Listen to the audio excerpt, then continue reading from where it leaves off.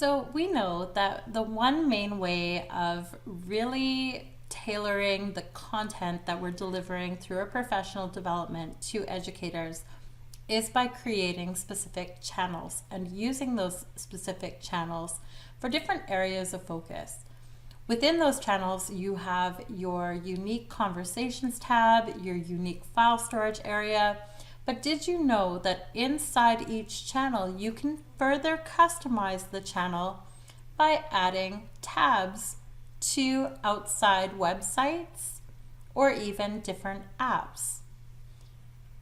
Let's take a closer look at how we can add a tab to create shortcuts to resources within our channels. For this demonstration, I am going to go to the Building in SharePoint channel that I've created.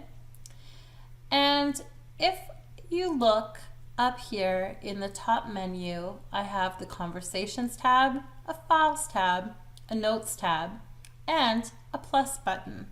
This plus button, when clicked, is the beginning to add a tab. Now remember, you can turn your favorite apps and files into tabs or shortcuts within your channel.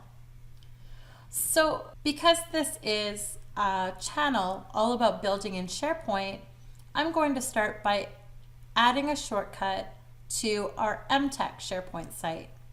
So I've already gone ahead and copied the link to the MTech SharePoint site. Remember, to do that, I just simply open the MTech SharePoint site, highlight the URL or the web link, copy, and I come back to Teams. Now I'm going to select website. I have to give my website a specific name, and then I can go ahead and paste the link to the site here under URL. Now, one of the things you have to keep in mind if you are linking to outside websites is that they must be secure websites. They must start with HTTPS. This website is approved. I can see the little check mark.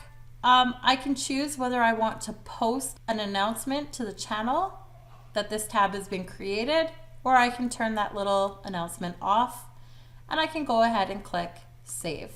Notice that now within the Building in SharePoint channel, I have a Conversations tab, a Files tab, the Notes tab, and now a shortcut to the MTech SharePoint site.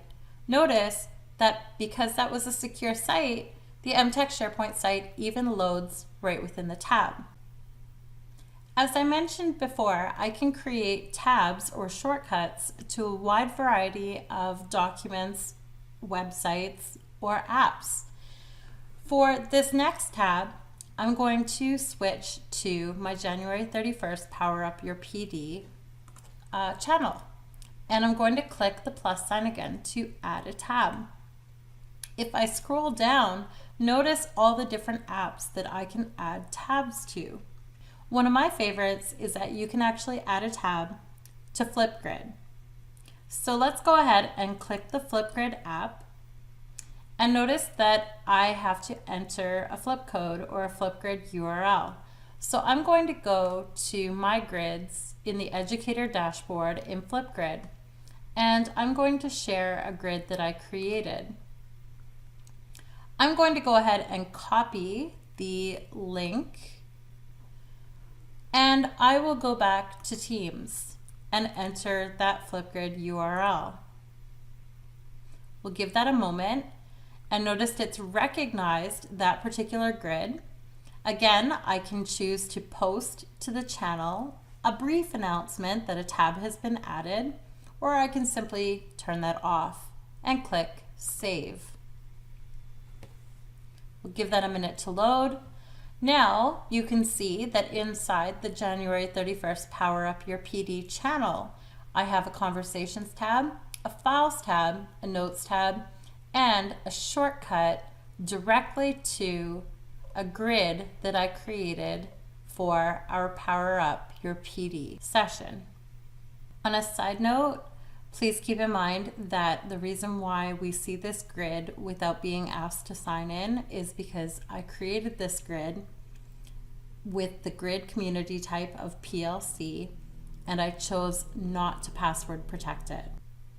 Anyways, whatever tabs you choose to add only further customize your channels, allowing you to deliver content and have collaborative conversations in a more tailor-made fashion for your professional development opportunities with educators.